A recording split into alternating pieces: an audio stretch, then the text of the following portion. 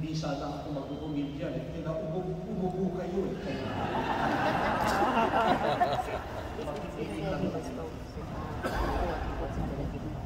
We give thanks and praise to God who has gathered us as one community, as one family of faith on this beautiful day.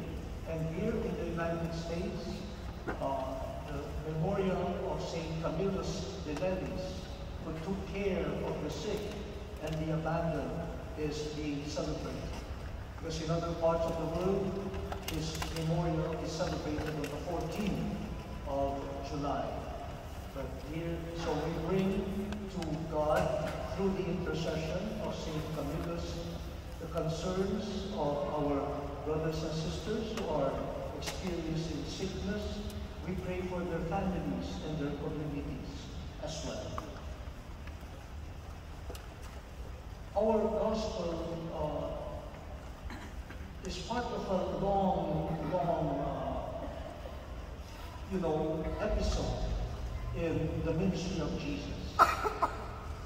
But look at the tender heart of Jesus. He sees those who are weary and overburdened, and he offers them rest. Come to me, you who are weary and who find life burdensome. Come to me, and I will give you rest. Then he uses an image, the yoke that the animals are used on animals. It says, take my yoke upon your shoulder. And for my yoke is easy, and my burden is light. The yoke that is used to attach, especially to animals for farming, the yoke is a tool in order to help the animals perform their job. Without a yoke, I don't know whether it's a buffalo or a carabao might just wander around, you know? But with a yoke, especially tying both of them, you know, the driver or whoever, the farmer, you know, can guide them better. There's more balance, and then there is more efficiency. They're able to do much more rather than left alone. However, the yoke has also been used as an image of oppression. When there is so much concern about productivity, efficiency, the yoke, which was supposed to be an enabler, becomes a sign of oppression. And Jesus knows, during his time, many people feel burdened and weary because they feel oppressed. And not just by the occupying forces, but also by religious leaders. The scribes, the Pharisees, who imposed on the people heavy burden, such that following the law of Moses becomes not anymore joyful, doesn't become liberating, but it becomes a burden.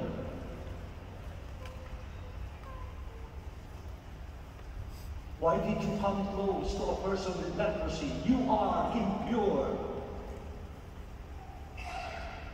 Why did you touch a woman, the flow of blood? You are impure.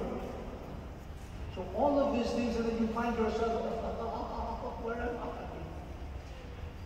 I? I thought the law of Moses, I thought the prophets would bring us life. But here we are, oppressed. by the interpretation of the law and the prophets by some so-called scholars that who are more attentive to the minute details of the law rather than on the intent of the law. So this is the yoke that seems to be oppressing some of the people. And it can happen even now. I just want to make you laugh, but then Archbishop Charles, no offense meant. But once I celebrated Mass in another diocese. After the Mass, I got a message. What type of archbishop are you? You are not an authentic archbishop because you celebrated Mass with only 6 candles. A true archbishop knows that he should have at least 7 candles. And here we have how many? 1, 2.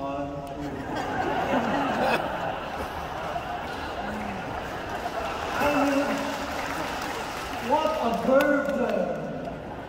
Instead of focusing on the Word of God, instead of focusing on the mystery of the Eucharist, some people are looking at, oh, how many candles? How many candles? Is this a valid Mass? Is he a good archbishop? How come he has only 2 candles?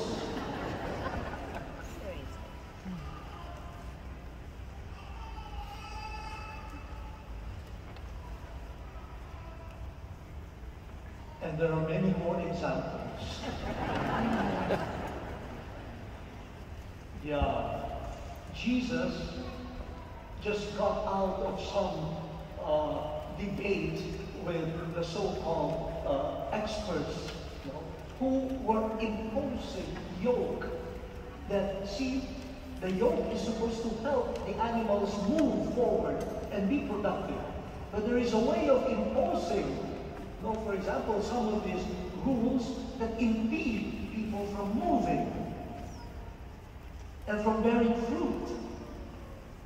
And so Jesus tells them, come to me. I also have a yoke, but it is easy. And the burden I am carrying is light. It is light because it is life-giving. The yoke of Jesus is the law of love.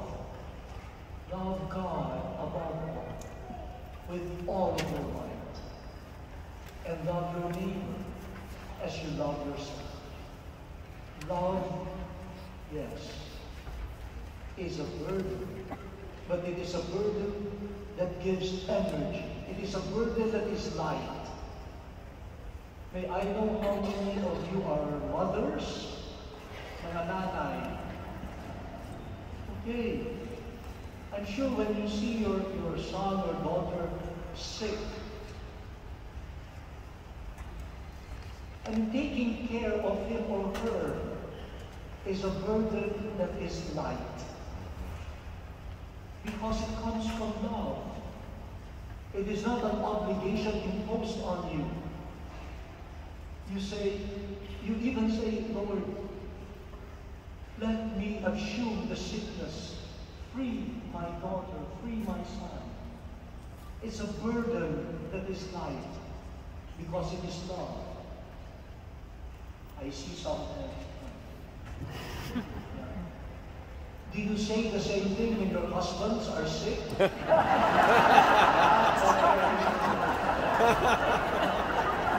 should have asked that. Yeah, that's a heavy burden. I won't ask the husbands. But in our daily life, we experience a lot of yokes and burdens that are light because they are not imposed, they are not coerced, but because love liberates us to be productive, to move forward. And this is the burden of Jesus. Even the cross, the heavy cross for him, is light. Because he does it out of love for the Father and love for all, even for enemies, love towards enemies. Then it is a burden that gives life. So he tells us, come to him. Assume his yoke. Learn from him. And we will be like him, joyful ministers of the gospel, caring and loving messengers of the kingdom of God. And to conclude, may I ask the Filipino community here in Indianapolis and in the United States, please do not be a heavy burden to the church, to each other. Be a burden that is light. Please contribute to the faith life, the ministries, the animation of the communities to which you belong. Let it not be said that the Filipino community is a heavy burden.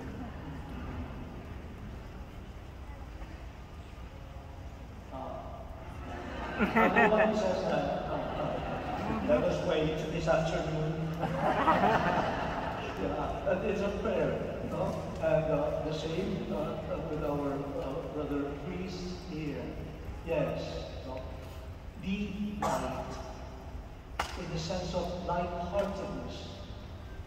Be open to the Lord. Learn His word. Relate with it. Learn from Him. That is what He said. Learn from me. And with this living relationship with Him, then we will transmit to others the burden that is light, which is love. Which is love. And we thank the Lord for giving to the church in the United States. We have here some bishops of Filipino origin.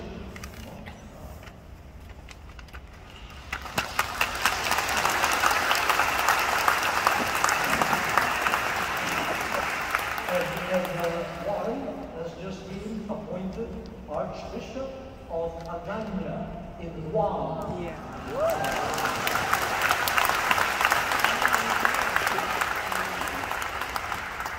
So in our littleness, in our lightness, we hope we could be the agents or the instruments of Jesus' tender love towards those who find life burdensome. Please be sensitive. In your communities, in your parishes, when you find some people looking tired, overburdened, be Jesus with them and share their burdens and let them experience the yoke that makes us move forward. Love of God and love of me. Amen.